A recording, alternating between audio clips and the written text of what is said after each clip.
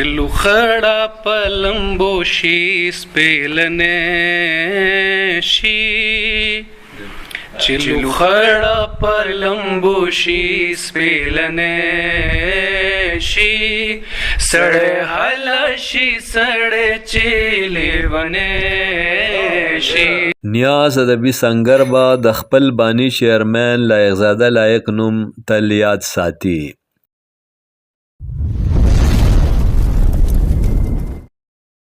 د پښتو ادب ژبې او ثقافت دپاره هغوی بشپړه خدمات ترسره کړي دي.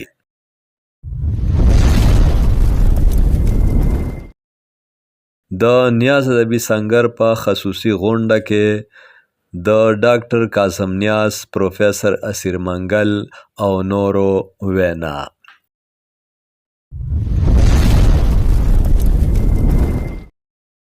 تفصیلات: پښتانه لیکوال، شاعران، هنرمندان او د قلم قبیلې ملګري به د نامتو تخلیقکار، مصنف، څېړنکار، کالمنګار، ادیب، دانشور او براډکاسټر لایقزاده لایق نوم تل په غوره لفظونو یادوي. د پښتو ژبې، ادب او ثقافت د ښېګړې دپاره د هغوی خدمات د ستاینې وړ دي. د دې خیالاتو څرګندونه د نیاز ادبي سنګر په خصوصي غونډه کې سینیر شاعرانو او پوهانو کړې ده. نیاز ادبي سنګر د خیبر پښتونخوا یو غیر سیاسي تنظیم دی چې د پښتو د لوی دانشور، شاعر، ادیب، مورخ، کالمنګار، ادبي منتظم، لارښود او ماهر تعلیم پروفیسر جانزیب نیاز نوم ته منسوب دی. دا رجسټرډ تنظیم په خالصه ادبي بڼه په صوبایي کچ د پښتو ادب، ژبې او کلتور د پرمختیا، حفاظت او پراختیا دپاره په نوو زاویو او ساینسي بنیادونو کار کوي. د سنګر دا غونډه د خپل بانی چیرمن لایقزاده لایق تمغه امتیاز لومبي تلین ته ځانګړې وه چې په نیاز کور پېښور کې ترسره شوه. د سنګر سرپرست ډاکټر کاظم نیاز، چیرمن پروفیسر اسیر منګل، سینیر وایس چیرمن ډاکټر علم یوسفزی، وایس چیرمن ایډمن میرویس خان نیاز، وایس چیرمن ډاکټر ګلزار جلال یوسفزی، وایس چیرمن ډاکټر حنیف خلیل، جنرل سیکرټري امجد علي خادم، فاینانس سیکرټري فریدون خان، ډیپټي جنرل سیکرټري وقار لایق، د اطلاعاتو سیکرټري ډاکټر ګوهر علي شاه ګوهر، د سنګر د هنري څانګې مشر نورالبشر نوید، د کابینې غړو جمشید علي خان او منصور نوید، د کلچر وینګ غړو واجد لایق او شمال خان نیاز په غونډه کې ګډون وکړ. د سباون فاونډیشن پېښور چیف ایگزیکټیو ستار خان، نامتو شخصیتونو ډاکټر جاوید خټک، اماد خان او عباس لایق خصوصي شرکت وکړ. په دې موقع عابد علي، فضل الله او نور ملګري هم موجود وو. غونډه په 2 نشستونو مشتمله وه. د لومبي نشست صدارت پروفیسر اسیر منګل او نظامت امجد علي خادم وکړ او دویم نشست د مشاعرې و چې صدارت یې ډاکټر کاظم نیاز وکړ او د نظامت چارې ډاکټر علم یوسفزي ترسره کړې. غونډې ته په خپله وینا کې د سنګر سرپرست ډاکټر کاظم نیاز وویل چې د لایق صاحب په شخصیت کې بې شمېره خوبۍ شاملې وې او د بلها خاصیتونو څښتن و. ما به ورته اکثر هم دا وی چې یاره ستا دا شاعري دومره اسانه ده او ته دومره اسانو الفاظو نه دومره ښکلې تصویرکشي کې دا ستا فن دی. ما به ورته چې ته د موجوده عصر او د موجوده زمانې پروفیسر اسیر منګل وویل چې لایق صاحب په رښتیاو معنو کې د پښتو ادب، ژبې او ثقافت د خدمت حق ادا کړی دی او په ډېرو حوالو یې ځانګړی او مثالي کردار ادا کړی دی. پروفیسر اسیر منګل وویل. لایق صاحب خوش قسمت انسان و الله تعالی دې هغه ته اته واړه جنتونه ورکړي انشاءالله هغه به خدای بخلی خو هغه چې کم بچي کم تربیت کړی دی کم تعلیم یې ورکړی دی دا هم یو صدقه جاریه ده چې تر څو پورې دی ژوندي وي لایق صاحب ته به د دې ثوابونه رسي هغه چې کم پهلو راخلي نو هغه یو دومره ریچ پهلو ده چې په هغه باندې ډېر کار کیږي او خدای دې موږ ته وس راکړي چې موږ په هغې باندې کار وکړو او هغه چې کم هغه انپبلش کار دی چې هغه چاپ شي. ډاکټر علم یوسفزي ووی چې د لایق زاده لایق صاحب په شان لوړ ادبي شخصیتونه په مودو پس پیدا کیږي. میرویس خان نیاز ووی چې لایق صاحب یو عام فهمه مقصدي شاعر او د ایڈمنسټریشن په کار ډیر ښه پوهېدو. میرویس نیاز ووی نیاز ادبي سنګر چې دی لکه څه ډایرکشن ورکړی نو په هغې کې د هغه ډېر لوی لاس دی ځکه چې هغه ډېر شي شیزونه داسې انفورس کول چې د هغې د وجې نه په هغې کې یو فلو کریټ شو. آی تھنک چې د هغې دپاره د هغه چې مونږ څومره تعریف وکړو او یا مونږ چې څومره د هغه مننه وکړو نو دا کمه ده. لایق زاده صاحب ډېر زیات ښه سړی و او ډېر زیات پوه سړی و او ماشاءالله لکه ریناون سړی دی. زه خو لکه مونږ خو دغه ته اړو رسو نه نو مونږ به دغسې یاد ساتو او انشاءالله د دې زمونږ د سنګر د فورم نه چې څه پروموشن د هغه کیدی شي د هغه دغه میشن کیدی شي نو ویل ډیفینټلی ډو آل دیټ. ډاکټر ګلزار جلال یوسفزي ووی چې د هغوی په شاعرۍ د هغوی په فن د هغوی په زیار د هغوی په ژوند او ادبي خدماتو کتابونه لیکل کیدی شي.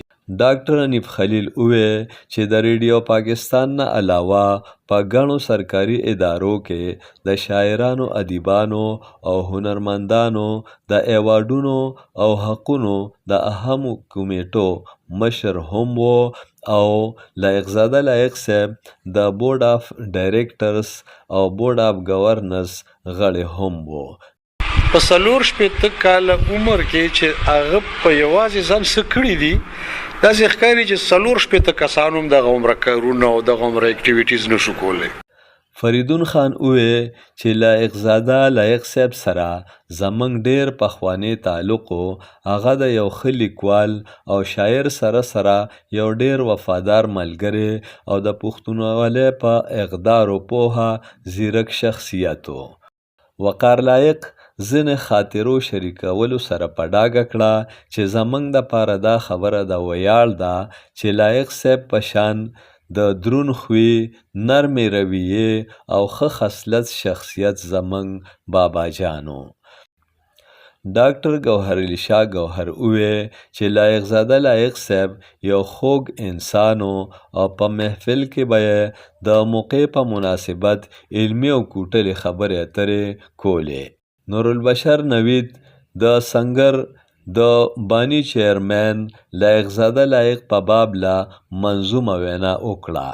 نورالبشر نوید د نظم په ژبه داسې ګویا نشو. پیدایشي لایق د خوږې مور د خوږې غېږې نه راواخله تر د ځمکې د خړپوسو تر د سکول او د کالجو پوهنتونه د مدین نه تر د ښاره پورې ګوره دا سړی پیدایشي غوندې لایق او وختونو مکمل لایق زاده که خو د ځان دپاره داسې ولالیه لکه بې مالګې د ژوند د حل که تیرو بل له زبر ځان له زیرو د پښتو غرور یې کړی دی پښتو له ځکه درونو دومره درونو لکه ګټه چې په خپل ځای کې پرته وي نو درنه وي خو د ادرون سړی بار شوی په چا نه دی د حمید بابا د حمید بابا د شعر په معنی داسې د خسنی په څیر سپک ښه یم بې قدره خدای مې مه کړه چې درون چې په چا بار شو. جمشید علي خان خپلو خاطرو شاملولو سره په ډاګه کړه چې لایق صاحب یو ډیر کمالي سړی و. ستار خان ووی چې لایق زاده لایق په ډیرو حوالو یو ډیر لوی مقام لرلو. هغوی سره د نیاز ادبي سنګر په ګڼو ادبي محفلونو او تقریبونو کې زموږ ناسته پاسته شوې وه.